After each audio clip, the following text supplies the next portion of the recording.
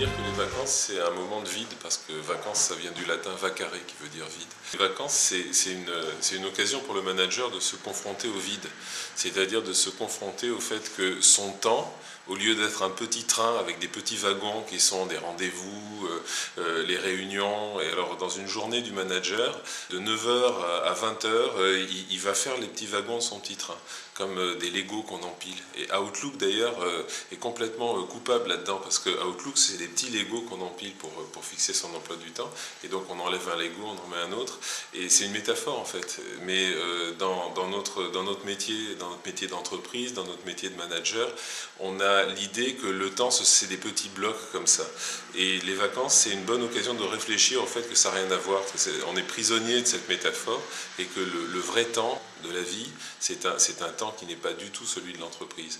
Et je crois que le plus important dans les vacances, pour un manager, c'est de se reconnecter au temps de la vie, et de se remettre à réfléchir correctement à ses propres priorités. Donc faire le vide, effectivement, et faire le vide progressivement, c'est-à-dire au début on va faire un peu un planning de ce qu'on veut faire, les loisirs, les sports, la sieste, etc. Et puis ensuite on va se lâcher dans le vide infini du temps tel qu'on le ressent, de cette durée qui nous traverse.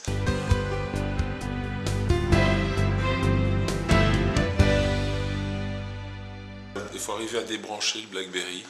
Il faut arriver à le débrancher. En fait, il y a une fonction sur le BlackBerry qui permet de couper l'arrivée des mails.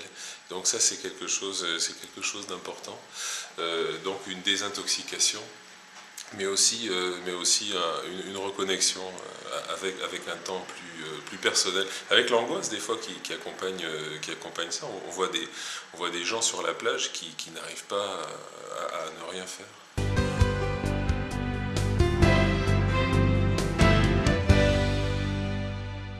L'ennui, c'est une expérience très structurante.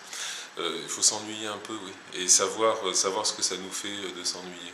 Dans l'éducation des enfants, l'ennui, autrefois, quand il n'y avait pas la super stimulation de la télé, de l'ordinateur, l'ennui était une expérience structurante pour les enfants. Et ils construisaient leur imaginaire à partir de ça. Je pense que l'ennui est aussi une expérience, pas trop, mais un peu, une expérience structurante pour le manager, parce qu'il va reconstruire un imaginaire.